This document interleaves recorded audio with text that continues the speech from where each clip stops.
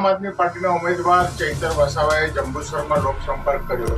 જંબુસર ડેપોથી ટેંકારી ભાગોળ સુધી ચાલતા લોકસંપર્ક દરમિયાન મળ્યું જોરદાર અભિવાદન।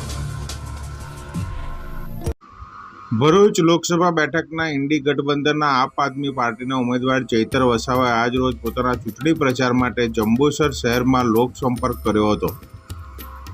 જંબુસરના ડેપો વિસ્તારથી શરૂ કરીને જંબુસર કોટબારના મુખ્ય બજાર અને ટંકારી ભાગોળ સુધીના આ પદયાત્રા દરમિયાન કરવામાં આવેલા લોકસંપર્ક દરમિયાન ચૈતર વસાવાનું વેપારીઓ તેમજ લોકોએ ફુલાર ચડાવી ભવ્ય સ્વાગત કર્યું હતું।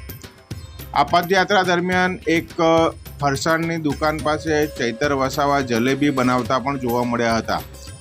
આમ જંબુસર શહેરમાં આજ રોજ પોતાના લોકસંપર્ક દરમિયાન ચૈતર વસાવાને મતદારો તરફથી ઉમળકાભેર આવકાર મળતા તેમના ઉત્સાહમાં વધારો થયો હતો।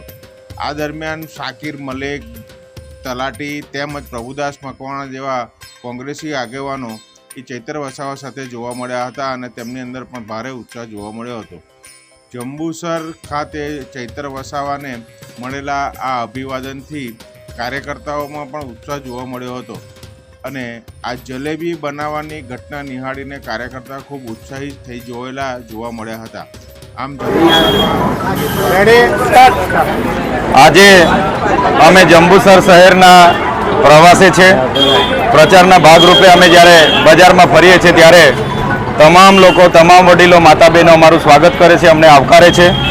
સાથે સાથે છેલ્લા 6 ટર્મથી 30 વર્ષથી ભાજપના સાંસદ અને નગરપાલિકામાં પણ એમની સરકાર છે, છતાંય જંબુસરના લોકોની વેદના છે આજે કે ગટર લાઇનની વ્યવસ્થા નથી, મીઠા પાણીની વ્યવસ્થા નથી।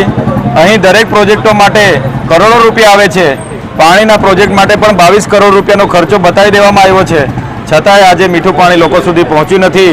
ગટર વચ્ચે રોડ પર પણ ઉભરાય છે ત્યારે ગંદકીનું પણ સામ્રાજ્ય છે। ત્યારે આપના માધ્યમથી હું કહેવા માગું છું, આવનાર દિવસમાં અમે આ જંબુસર તાલુકામાં અમારું કાર્યાલય કાર્યરત રહેશે। જનસંપર્કમાં અમે રહીશું, અઠવાડિયાનો એક દિવસ અહીંયા હાજર રહીશું અને લોકોની જે નાની મોટી સમસ્યાઓ છે એનું સમાધાન અમારા કાર્યાલયના માધ્યમથી અમે કરીશું।